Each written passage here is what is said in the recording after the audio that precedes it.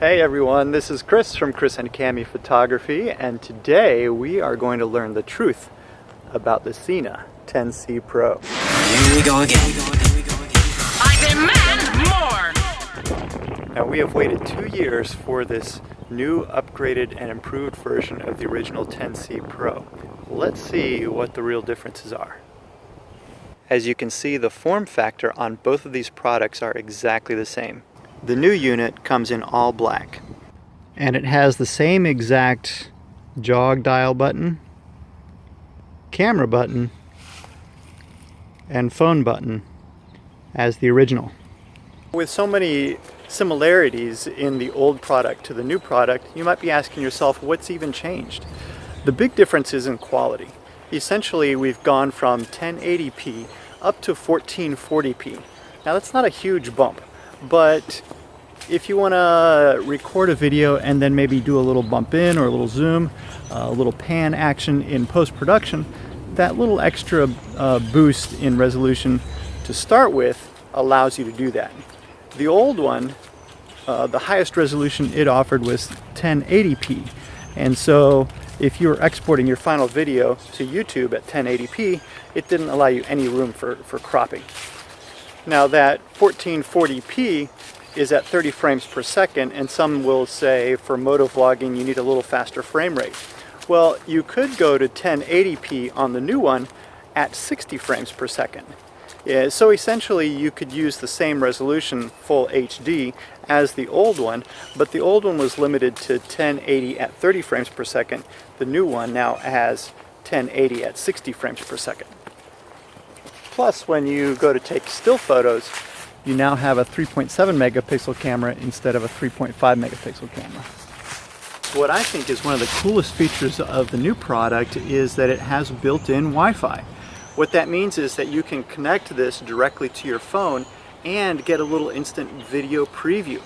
It allows you, when you're mounting it to your helmet, to adjust the proper height and angle of the shot. And if you're like me and you keep your phone mounted in your handlebar, you can actually use it to frame your shot as you're panning left and right and looking up and down. So I think that's a huge, huge benefit.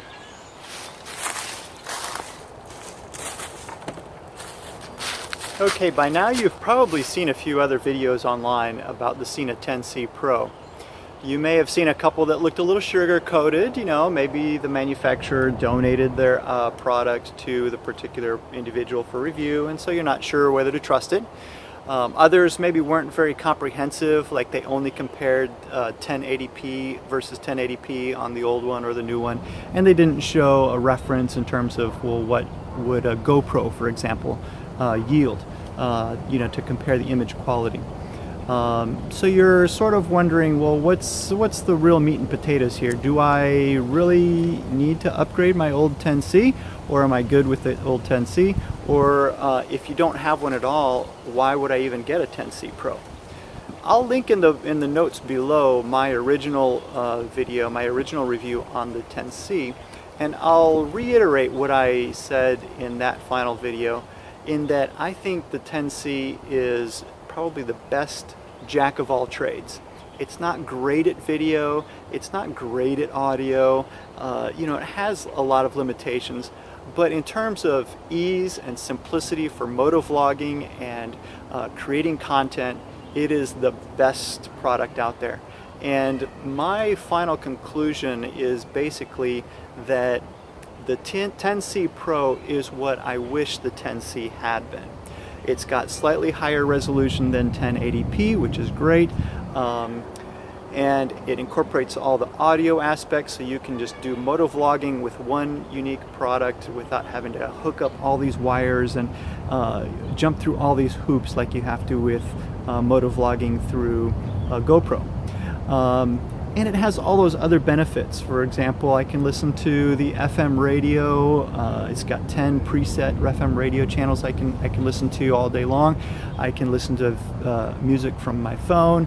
It pairs with my phone. It also has the 4-channel pairing with other Bluetooth devices, so I can ride with my buddies and talk to my buddies without having a separate unit for communicating with them. What else does it do? It allows me to talk on the phone. I can speed dial. I've got 3 people speed dialed into my 10C and 10C Pro, so I can instantly call anybody from my phone list, pick up calls very easily by the press of a button if a call comes in, all hands-free. So there are so many benefits that I think it's a great product. And if you didn't already own the 10C, I would instantly buy a 10C Pro. If you already have a 10C, it's a minor upgrade. Again, I think it's worth it in that it's really what the 10C should have originally been because of that extra bump in quality and the additional feature of having the Wi-Fi connectivity so that you can actually see what you're doing, get your angles right instead of guessing like we used to with the old 10C. It's a great product. I really like it. Do I wish it had 4K resolution? Absolutely. Do I wish it had image stabilization? Absolutely. These are features that GoPro has had for 2 generations now. The GoPro 5 had image stabilization in 4K, and now we're up to the GoPro 7. So I wish that we had a little bit better response from Sena, especially after a 2-year hiatus of waiting for a new product instead of just this minor upgrade. Having said that, I know that they've crammed a lot in there, and I appreciate the product for what it is, and so I'm not going to knock it. I'm going to take it and enjoy it for what it is. So what we're going to do next is I'm going to hook up the 10C, the 10C Pro, and a GoPro camera on my helmet, showing you a little bit of the setup so that I can get as close a representation of one product versus the other as I can.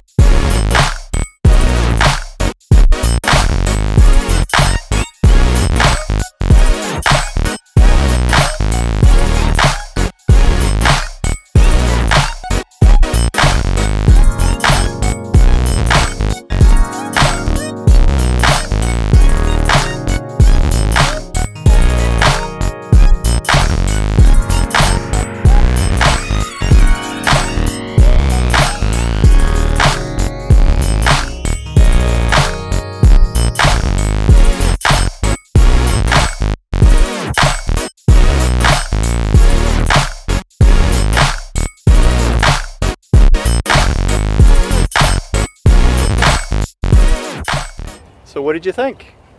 Could you see a difference in the quality of the videos? Let me know in the comments below. I'm interested in your feedback. I want to know what you think. I hope this video was helpful to you. If you enjoyed it, please hit the like button, hit the share button, and subscribe to the channel. We've got lots more coming. Thanks and have a great day.